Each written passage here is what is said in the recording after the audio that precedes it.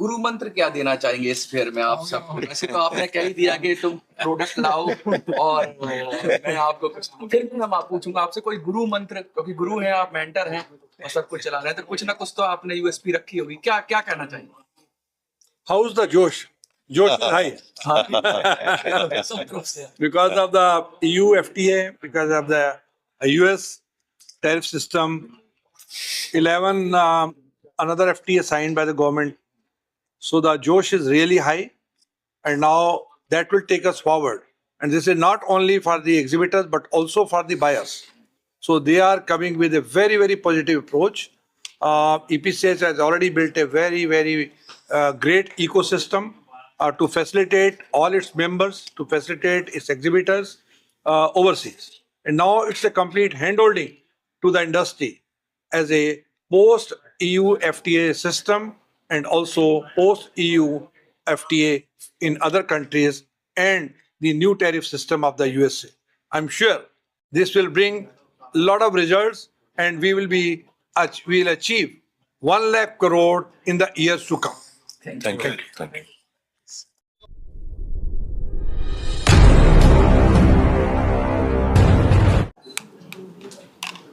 ऐसा है कि हमेशा खुशी दो तरह से मिलती है। आपने शायद 3 इडियट देखी हो, तो उसमें एक बड़ा अच्छी बात की थी, जब वो अपने लिस्ट में नीचे आ गया, वो अपना नहीं ढूंढ रहा था, वो अपने दोस्त का ढूंढ रहा था। तो कहता है एक खुशी होती है जब उसका दोस्त जो है ना वो उससे नीचे होता है या फेल हो जाता है, और दूसरी खुशी होती है कि भाई मैं अव्वल कर गया।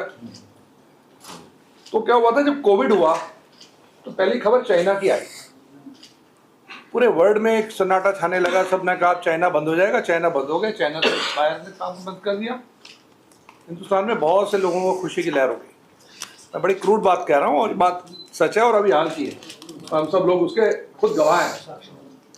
तो हमने सोचा भी अब तो हमारा काम बढ़ जाएगा। हमने खुद एक बहुत बड़ी मीटिंग एक इंपीरियल होटल के बाल रूम में की, और मैंने उस मीटिंग को इनिशिएट किया क्योंकि उसमें स्मृति ईरानी जी उस टाइम हमारी मिनिस्टर थी टेक्सटाइल की, और हमने वहाँ से यूएस के एम्बेसडर को, यूरोप के ईयू का जो हमारे एम्बेसडर थे उसको, आपको ध्यान होगा, सारी काउंसिल ईपीसीज के लोगों को, उनको सबको जोड़ा, सबको कहा कि this is the time when we can really take the best advantage for a quantum jump from India. Quantum jump तो इंडिया से ठीक है, बाहर की क्वेरी आने लगी, बाहर पूछने लगे, बिजनेस डाइवर्ट होने लगा, लेकिन हुआ ये कि कैपेसिटी बिल्डिंग तो हमारा नहीं था। हम ऐसे तो एक रात में बन नहीं गए कि हम वॉलमार्ट बन जाए के लिए सप्लाई करने लग पड़ते जिसको चाइना कर रहा था, या किसी और बड़े ऐसे अकाउंट को सप्लाई करने लगते जिसको चाइना कर रहा था, तो हम नहीं कर पाए। उसके बाद एक डेफिनेटली दुखद का दौर था कि वो पूरी कोविड सभी जगह फैल गया, वो मतलब पूरे वर्ल्ड में फैल गया, फिर तो सभी के साथ हुआ जो भी हुआ। अभी एक उल्टा सफर शुरू हुआ, और वो एक सफर हुआ सकारात्मक समय का, जिसे कहते हैं प्रैग्मेटिक सोच। और उसमें भारत सरकार ने कितना स्टैंड लिया, अगर ट्रम्प एडमिनिस्ट्रेशन ने अपना स्टैंड लिया तो सरकार ने स्टैंड लिया। हमारा नेतृत्व, पॉलिटिकल नेतृत्व में अगर विल हो तो काम करने में बड़ी आसानी होती है, और वो विल बड़ी स्ट्रॉन्ग थी हमारे प्रधानमंत्री की और हमारे नेतृत्व की। तो इसके चलते हम लोग यूएस का भी बाधा पार कर गए, ईयू में भी हमने हमारा फॉरेन ट्रेड का एक हफ्ता एफटी हो गया, 13 कंट्री में और हुआ है, यूके में भी हुआ है। अच्छा दौर आ गया, अच्छे दिन आ गए, लेकिन ये अच्छे दिन आ गए तो क्या वास्तव में हम उस अच्छे दिन को उसी तरह से भोगेंगे जिस तरह से सरकार ने ये एक आपके लिए इकोसिस्टम बिल्ड किया? उसके लिए हमें मेहनत करनी पड़ेगी, और ये मेहनत का समय अब हमारा है। सरकार ने अपनी पारी खेल ली, अब ट्रेड एंड इंडस्ट्री को उसकी पारी खेलनी है। इस सारे काम में अभी तक एक आप उसमें स्टोरी बना सकते होंगे, आप सारी कौंसिल से बात करते हैं, आप तो केंद्र के पत्रकार हैं, बहुत बड़े पत्रकार हैं। तो आज ईपीसीएच अकेला ऐसा संगठन है जिसने ईयू एफटीए, यूके एफटीए और यूएस के जो अभी पूरा हमें एक जो हम कह सकते हैं रिलीफ मिला है, हमने इसमें एक बड़ा ही प्रोएक्टिव इकोसिस्टम बिल्ड किया है। मैं आपसे थोड़ा सा समय लूंगा और उस इकोसिस्टम जो हमने बिल्ड किया है अभी, और उसके फ्रूट आने वाले 20 साल तक लोगों को मिलेंगे। हमने जैसे अभी चेयरमैन साहब ने 2 बातें बताई थी। उन्होंने कहा कि ईपीसीएच बनी, लोग जुड़े, उनको फल मिला। 1994 में आईजीएफ फेयर बना, वो एक वर्टेक्स बना, उससे फल मिला। 2001 में फिर इंडिया एक्सपोजिशन सेंटर मार्ट बना, उसका फल लोगों को मिला, अपना वेन्यू, अपनी जगह, अपने फेयर, अपना ये, और सबसे बड़ा अपना एक स्वाभिमान। उससे अगला पड़ाव अब चालू हुआ है, और वो पड़ाव है आज हमारा जो हम इको का सिस्टम अपना ईपीसीएच का बिल्ड कर रहे हैं। उसके लिए हमारे डायनेमिक चेयरमैन नजर खन्ना जी को मैं उसके लिए बधाई देता हूँ। वो इकोसिस्टम क्या है? हमारा इकोसिस्टम 2 तरह से बिल्ड हो रहा है। पहला इकोसिस्टम ये बिल्ड हो रहा है कि अब हम जो फॉरेन के फेयर करते थे, या जो हम ईयू में जाते थे, या हम यूएसए में जाते थे, आने वाले समय में हम मात्र वहां जाकर के अपने 12 बाय 12 मीटर के जो बूथ लगा करके छोड़ देते थे लोगों को, और उसमें ईपीसीएच की कोई मार्केटिंग की, सेलिंग की, उनको हैंड होल्डिंग की, डिजाइन डेवलपमेंट की, ट्रेंड एंड फोरकास्ट की ऐसी कोई भूमिका नहीं रहती थी। उनके यूनिट वैल्यू रियलाइजेशन को बढ़ाने में कोई भूमिका नहीं होती थी। हमने ये तय कर लिया है कि ये हमारा काम है। आज से पहले हमने इसको अपना काम नहीं माना था।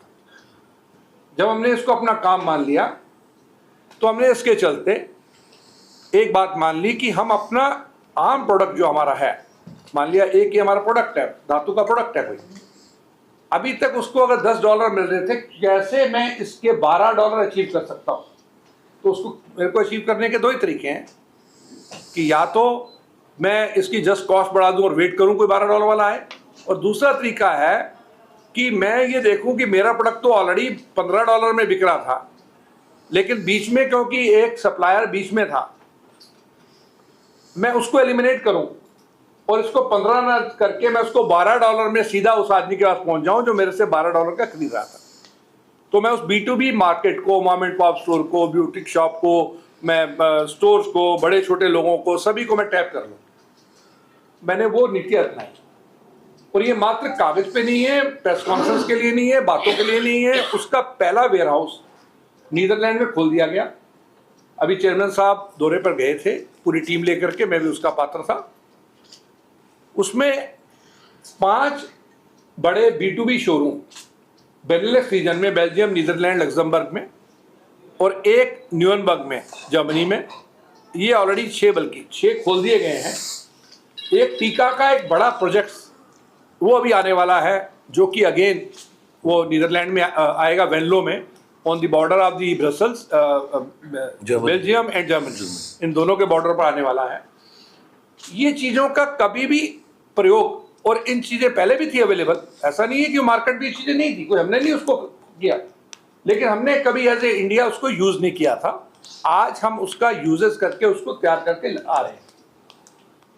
हम लोग उस सेक्टर से जुड़े हैं जो एसएमई है। अगर हम बड़े सेक्टर में हों, जहाँ इंजीनियरिंग गुड्स वाले हैं, 1000 करोड़ का एक्सपोर्ट है, 2000 करोड़ का एक्सपोर्ट है, कमोडिटी वाले हैं, उन लोगों को अपनी सुविधा तैयार करने में कोई तकलीफ नहीं है, वो कर रहे हैं। अभी हिंदुस्तान लीवर के अपने वेयर हाउसेज हैं, हिंदुस्तान लीवर का अपना मार्केटिंग चैनल्स है वहाँ। लेकिन हमारे लोग जो है 10-20 करोड़ के एक्सपोर्ट करने वाले, उनके लिए ये पॉसिबल नहीं है कि अपना वेयर हाउस खोलें, अपने सप्लाई चेन मैनेजमेंट वहाँ क्रिएट करें।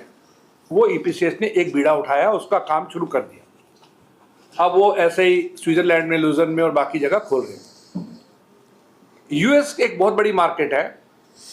जब यूएस ने ड्यूटी लगाई, यूएस ने सब किया, हमारे यहाँ से पॉलिटिकल आवाज़ आई, हमारी भी आवाज़ आई कि हम इसकी जगह पे मार्केट डाइवर्सिफाई करेंगे। हम कहते थे, लेकिन वास्तव में हमारा दिल भारी होता था, क्योंकि जितनी बड़ी यूएस मार्केट है, जितना बड़ा कंज्यूमर की रिक्वायरमेंट वहाँ है, वो कहीं नहीं, पूरे वर्ल्ड में नहीं, और हम उसको पूरा नहीं कर पा रहे थे। अभी भी हम उसको टैप नहीं कर रहे थे। अब वापस हम मान लिया ड्यूटी रिलीफ हो गई, तो फिर बाहर की मर्जी पर है। तो वहाँ आपने ये तय किया है कि ऐसा ही सप्लाई चेन मैनेजमेंट वो यूएस में भी खड़ा करेंगे। हम लोग अक्टूबर में हाई पॉइंट, जो सबसे बड़ी फर्नीचर मार्केट है यूएस की, जिसके अंदर 2 लाख फर्नीचर सप्लायर पूरे वर्ल्ड से आते हैं, बायर्स पूरे वर्ल्ड से आते हैं, उस मार्केट के अंदर में ईपीसीएच पवेलियन होगा, इंडिया पवेलियन होगा, जिसके अंदर में ईपीसीएस से जितने भी हमारे मेंबर निर्यातक हैं जो भेजना चाहेगा उसके गुड्स होंगे, उसकी सप्लाई चेन मैनेजमेंट उसके साथ जुड़ी होगी। ऑलरेडी एक वेयर हाउस ले लिया गया चार्ल्सटन में, उसकी शुरुआत हो गई, गुड्स वहाँ पहुँच गई, गुड्स बिक रही हैं फेयर पे उसके अपने प्लेटफॉर्म पे। इसके अतिरिक्त 12 बड़े स्टोर्स, चाहे वो टारगेट है, वॉलमार्ट है, ट्यूसडे मॉर्निंग है, इन सब स्टोर्स की वेबसाइट के ऊपर ये सारी गुड्स बिक रही हैं। तो कुल मिलाकर के ये एक इकोसिस्टम बना दिया गया। अब इस इकोसिस्टम से नेक्स्ट स्टेप जो इन्होंने लिया वो बड़ा इंपॉर्टेंट रहा कि अभी तक हम फेयर में जाते थे और अपनी अपनी दुकान का सामान बेच के आते थे। इन्होंने वहाँ एक एक्सपो बाजार के साथ एमओयू करके, जहाँ पर ईपीसीएस ने भी हाथ बढ़ाया अपने मेंबर्स के लिए ताकि मेंबर्स को सुविधा मिले। एक्सपो बाजार ने भी कहा कि ठीक है, मैं बिना सर्विस चार्ज ईपीसीएस से लिए काम कर दूंगा। उन्होंने भी अपना हाथ बढ़ाया। डेफिनेटली जो एक्सपोर्टर वो एक्सपो बाजार के बीच में रहेगा, एक अलग मॉडल रहेगा। तो दोनों ने मिल करके आगे बढ़ करके वहाँ अपने जो प्रोडक्ट्स हैं उनको दिखाना शुरू किया है। और इस बात के नतीजे पे ये आए हैं कि अभी जिन हॉल में हम लोग थे अलग अलग फेयरों में, हम गलत हॉलों में थे। वहाँ पर इम्पोर्टर रहते थे, वहाँ पर ओनली इंटरनेशनल लोग हैं, लेकिन जहाँ एक्चुअली इम्पोर्टर माल बेचता है उन हॉल में नहीं जा सकते। वहाँ सिर्फ बाहर की हमारे जो खुद अगर कंट्री के वहाँ के लोग हैं वही कर सकते हैं। तो वो भी नए हॉल्स में भी हम शिफ्ट हो रहे हैं। तो कुल मिलाकर के इकोसिस्टम हमने डेवलप कर दिया है।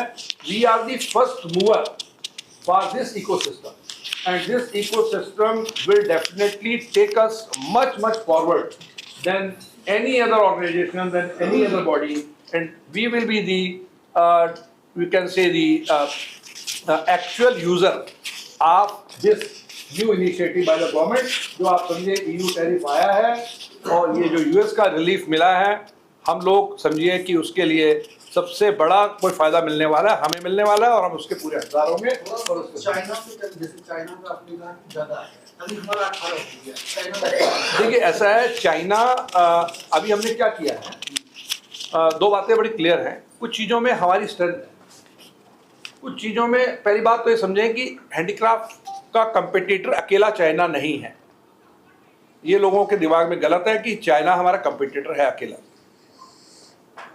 कुछ आइटम में चाइना कंपटीटर है हमारा, कहीं वियतनाम कंपटीटर है, कहीं हमारा कोरिया कंपटीटर है, कहीं हमारा इंडोनेशिया है, कहीं इवन यूरोप के कुछ देश है वो कंपटीटर। ये डिपेंड करता है कि क्या प्रोडक्ट है आपका। चाइना जिन प्रोडक्ट में कंपटीटर है, जहाँ पर चाइना की बिल्कुल अपनी अंडरस्टैंडिंग है, हम वहाँ बहुत से प्रोडक्ट में एंट्री नहीं कर पाए हैं और शायद हो सकता है कि वहाँ एंट्री में हमें समय लगे। लेकिन जिन प्रोडक्ट्स में हम ऑलरेडी काम कर रहे हैं वहाँ हमें दो एडवांटेज हैं। पहली एडवांटेज ये है कि जो पॉलिसीज, ट्रम्प पॉलिसी या एफटीए जो मिल रहा है, तो वहाँ जब प्राइस मार्केट में जाएगा तो हमारा प्राइस जो है चाइना से कॉम्पिटिटिव हो जाएगा। लेकिन इसको इतने हल्के में नहीं लेना चाहिए हमारी इंडस्ट्री को, क्योंकि मेहनत हमें भी करनी पड़ेगी। हमें उस मेहनत में अपने प्राइस को फिर फाइन ट्यून करके बेटर बनाना पड़ेगा। ये नहीं कि साहब 15% हमें फायदा मिल गया, 12% का लाभ मिल गया तो हम 12% बढ़ा दें, तो फिर फायदा नहीं है उसका।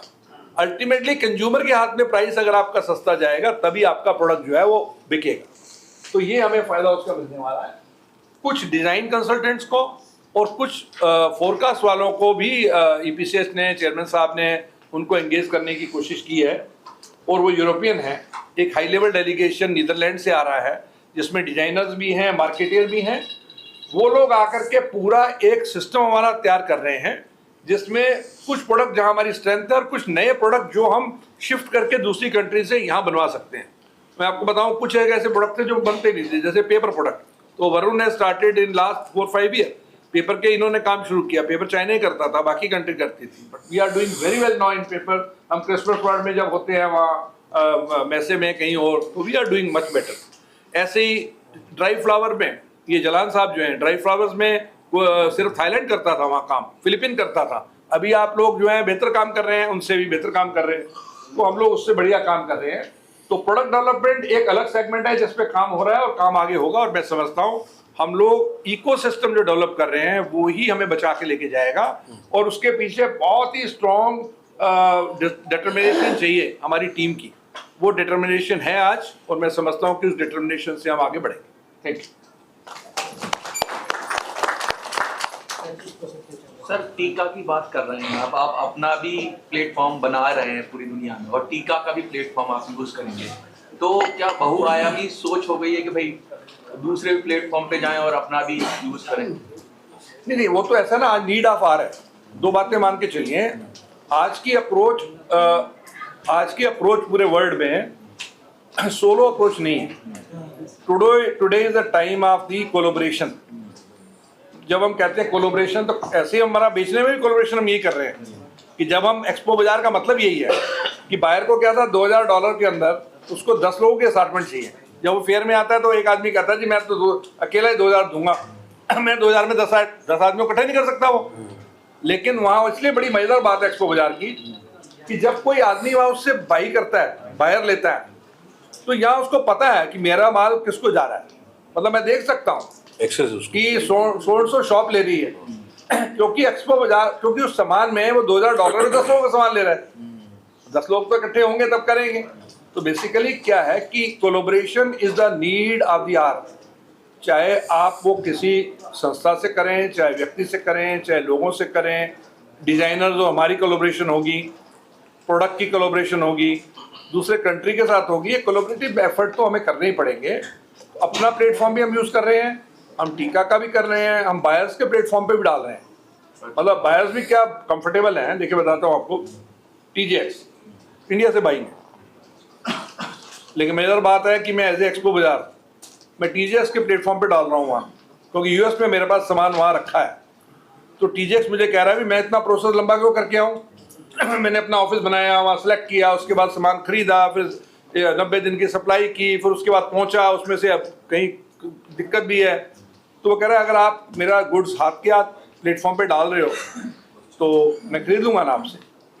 तो बेसिकली अभी का टाइम आ गया कि जस्ट इन टाइम का टाइम है, और जस्ट इन टाइम में 3 दिन में सप्लाई, 4 दिन में सप्लाई, ये सब चीज़ें हैं। मतलब अभी आप जो हालत आपकी है ना कि जोमेटो पर ऑर्डर देने के बाद 20 मिनट बाद आप ये देखते हो यार 21 मिनट हो गया, मैं कैसे कहूँ इसको कि अपनी मैं तेरे से पैसे ले लूँगा, क्लेम करूँगा। तो वो हालत होगी बायर्स की, सभी की। अब समय बदल गया है, समय लोगों का जस्ट इन टाइम का ही आ गया। तो ये थैंक यू। जैसे कि अभी सर ने बताया कि आप अभी मोदी जी से मिलकर आए थे 2 माह पहले, क्या डिस्कशन रहा था, क्या EPCH की ओर से आप? देखिए मोदी जी से जो डिस्कशन हुआ, उन्होंने उसमें से काफ़ी चीज़ें हमें दे दी। वेट क्या होता है? मोस्टली क्या चीजें?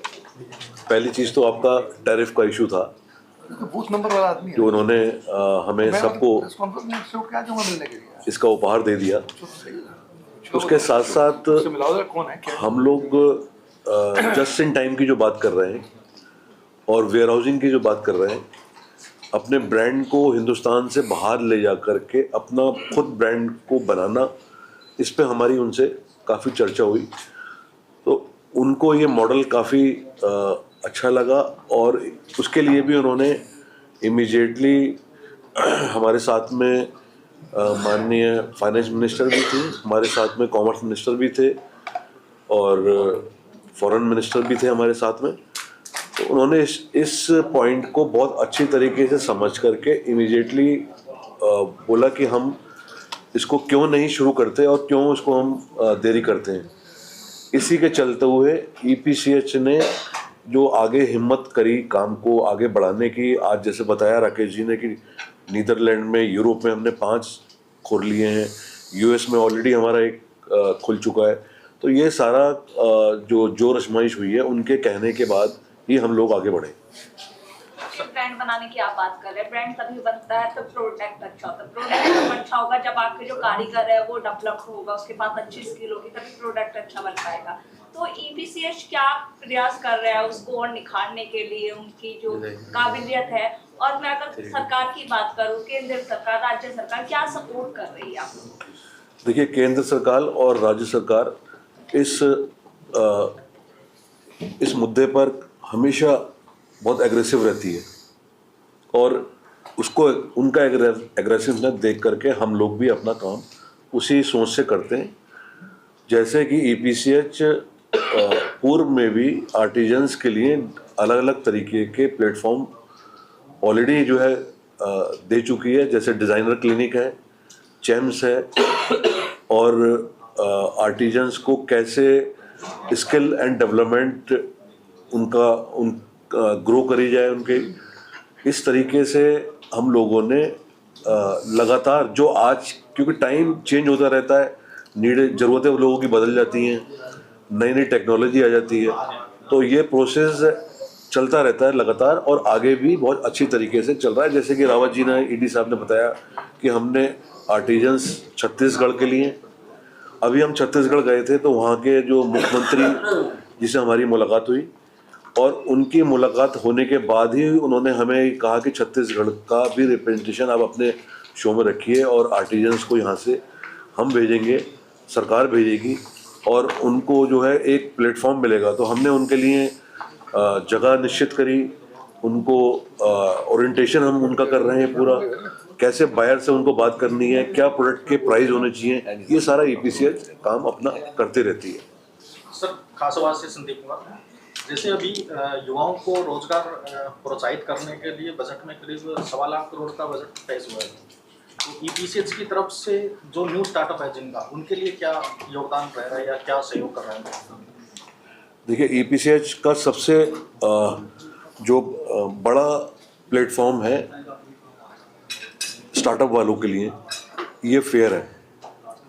हम इस फेयर को पूरी तरीके से यूटिलाइज करते हैं ऐसे युवाओं के लिए जिनको कोई भी सपोर्ट ना मिला हो, चाहे वो प्लेस जगह का हो या प्रोडक्ट डेवलपमेंट का हो, डिज़ाइन डेवलपमेंट का हो, टेक्नोलॉजी का हो।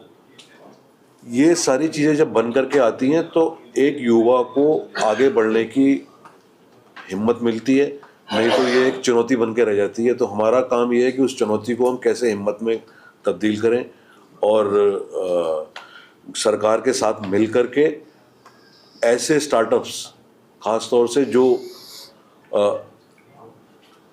अपने आप स्वयं आगे बढ़ना चाहते हैं और काम करना चाहते हैं, EPCH उनके साथ में पूरी तरीके से खड़ी रहती है। जो जैसे यहाँ पे स्टोर वगैरह या जो भी जगह का जो वैल्यू रहती है, एक नॉमिनल फीस रहती है आप लोगों की, उसमें भी कुछ उसको डिस्काउंट वगैरह या कुछ ऑफर मिलता है उसके लिए? हम रावत जी, हम लोग क्या करते हैं बताइए। मैं इसमें एक चीज़ जोड़ दूँ, जैसे सर ने बताया, हमारे पास इस समय लगभग 12 ऐसे यंग डिज़ाइनर एंटरप्रेन्योर्स हैं जो डिज़ाइनर्स भी हैं और उनके खुद के उत्पाद भी बना रहे हैं, जो यहाँ पर उनको हमने मौका दिया है कि आप अपने उत्पाद प्रदर्शित करें ताकि एक्सपोर्टर से उनका रब्ता हो सके, प्लस वो बायर से भी बात कर सकें। और उनको हम लोग बहुत ही नॉमिनल कॉस्ट पर, क्योंकि वो निर्यातक तो है, कभी एंटरप्रेन्योर है, स्टार्टअप है या यंग डिज़ाइनर है, तो एक नॉमिनल सी कॉस्ट पर, ताकि उनके उत्पाद भी वहाँ पर दिख जाए, उनको मौका भी मिल जाए और एक इंटरेक्शन भी हो जाए बायर्स के साथ या एक्सपोर्टर्स के लिए पार्टनर और दैट ईयर ऑल। तो इस तरह का हम लोग प्रोत्साहन देते हैं। इस शो से ऐसे निर्यातक या ऐसे स्टार्टअप वाले बच्चे हैं जो पूर्व में रोज की रोज जो जिसको हम बोलते हैं कैश एंड कैरी के तरीके से भी बिजनेस को लेकर के गए, अपने माल को उन्होंने बेचा है और उन्होंने अच्छा बिजनेस करा है। एक दिन में 2-3 लाख रुपए का बिजनेस वो करके गए। तो एक स्टार्ट करने वाले के लिए अगर 2 लाख रुपए की सेल होती है एक दिन के अंदर, तो ये बहुत बड़ी बात है। Thank you. अगर कोई और प्रश्न नहीं है। देखिए, फर्नीचर हमने इस शो में पूरी तरीके से हाईलाइट करा है और हमारा ये सोच थी कि हम फर्नीचर को कैसे हम जो है इस फर्नीचर को आगे बढ़ाएं। उसकी वजह यह है कि फर्नीचर एक ऐसा प्रोडक्ट कैटेगरी है कि इसमें बहुत वॉल्यूम है और वैल्यू भी है, और हमारे देश में लकड़ी, मार्बल और मेटल, इन तीनों का कॉम्बिनेशन करके, कस्टमाइज करके जो फर्नीचर डेवलप होता है, उसका मुकाबला चाइना भी नहीं कर सकता, क्योंकि हम हैंडीक्राफ्ट का जो उसके अंदर एक स्वाद डालते हैं वो उस फर्नीचर में झलकता है। और उसी के अनुसार इस फेयर में अभी तक हमने करीब 10,000 मीटर जगह फर्नीचर के जो एक्सपोर्टर्स हैं उनको हम अलॉट कर चुके हैं। पिछले सालों में हमने करीब इसमें 6 से 7,000 मीटर का अलॉटमेंट करा था, लेकिन इस बार 2,000 मीटर का हमने इजाफा करा है। और फर्नीचर ही एक ऐसी कैटेगरी होगी जो हमारे 3 गुना 30 तक में जो हमें अचीव करना है, इस कैटेगरी के माध्यम से हम आगे बढ़ेंगे।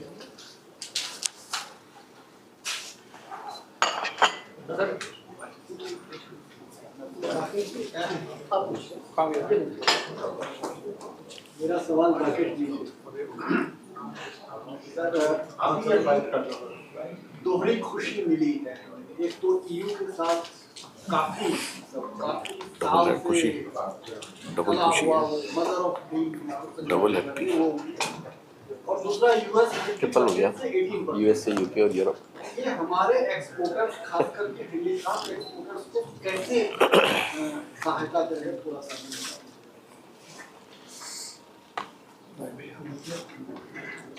जी धन्यवाद।